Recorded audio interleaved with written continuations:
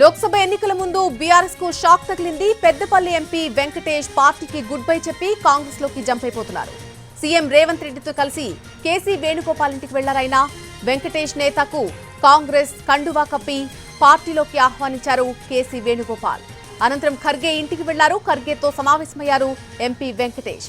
ఒకవైపు పార్టీ ముఖ్య నేతలతో కేసీఆర్ సమావేశమవుతూ ఉంటే ఇక అదే సమయంలో బీఆర్ఎస్ ఎంపీ పార్టీ వీడడం చర్చకు దారితీసింది. 2019 లోక్సభ ఎన్నికలకు ముందు కాంగ్రెస్ నుంచి బీఆర్ఎస్ లోకి వెళ్లిపోయారు వెంకటేష్ నేత. పెద్దపల్లి నుంచి ఎంపీగా గెలిచారాయన. అయితే కొన్ని రోజులుగా పార్టీ కార్యక్రమాలన్నింటికీ కూడా ఆయన దూరంగా ఉంటూ వస్తున్నారు.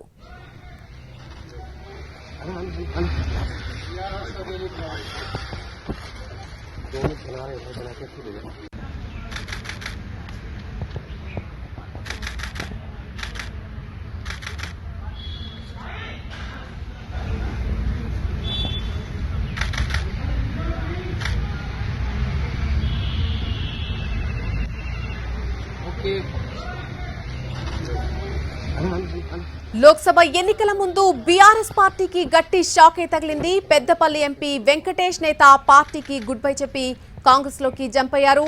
సీఎం రేవంత్ రెడ్డితో కలిసి ఆయన కేసీ వేణుగోపాల్ ఇంటికి వెళ్లారు. వెంకటేష్ నేతకు కాంగ్రెస్ కండువా కప్పి పార్టీలోకి ఆహ్వానించారు కేసీ వేణుగోపాల్.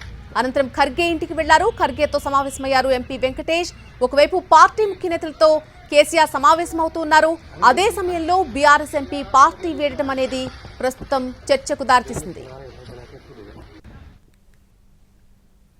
తెలుస్తా ఉంది, మేము అనుభవిస్తా ఉన్నాము అని చెప్పి కవులు కావచ్చు, కళాకారులు కావచ్చు, జర్నలిస్టులు కావచ్చు, ఉద్యోగస్తులు కావచ్చు, సమాజంలో ఉన్న అన్ని సెక్షన్స్ ఈరోజు కడుపు నిండా తిని హాయిగా నిద్రపోయే పరిస్థితి ఈరోజు కాంగ్రెస్ పార్టీ రేవంత్ రెడ్డి గారి నాయకత్వంలో 2 నెలల కాలంలోనే ఒక పెను మార్పుకు సంకేతం ఇచ్చింది. రాబోయే 5 సంవత్సరాలు ఖచ్చితంగా ఒక బంగారు తెలంగాణగా మేమందరం కలిసి, మా ఎమ్మెల్యేలందరం కలిసి ప్రజాసేవకు అంకితమై అభివృద్ధిలో పాలు పంచుకుంటామని చెప్తూ ఇటువంటి యువ నాయకులు మా పార్టీలోకి రావడం, రేపు రాబోయే పార్లమెంట్ ఎన్నికల్లో మహబూబ్ నగర్ పార్లమెంట్ స్థానంలో వీరందరి సహకారంతో, తోడ్బాటుతోటి, అఖండమైన మెజార్టీ తోటి మా కాంగ్రెస్ పార్టీ ఎంపీ అభ్యర్థిని గెలిపించుకోబోతాం.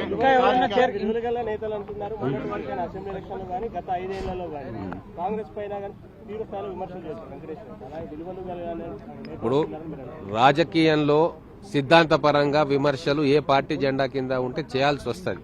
ఇప్పుడు మీరు ఈ ఛానల్లో ఉన్నప్పుడు ఈ ఛానల్లో వాళ్ళ లైన్ బట్టి మీరు క్వశ్చన్ అడుగుతారు, ఇంకో ఛానల్కి పోతే వాళ్ళ లైన్ బట్టి, మేనేజ్మెంట్ లైన్ బట్టి చేస్తారు. కాబట్టి ప్రొఫెషనల్ లిబర్టీ అనేది ప్రతి ఒక్కరికి ఉంటుంది. ఇది ప్రజాస్వామ్య దేశం. ఆ పరిమితుల్లోనే మన రాజ్యాంగబద్ధమైన పదవుల్లో ఉంటాం. కాబట్టి అది మెరిటే అవుతుంది తప్ప అది డిమెరిట్ కానే కాదు. ఇప్పుడు మాకు వస్తున్న నేతలందరూ కూడా విద్యాధికులు. ఇప్పుడు మన చాలా మంది మేము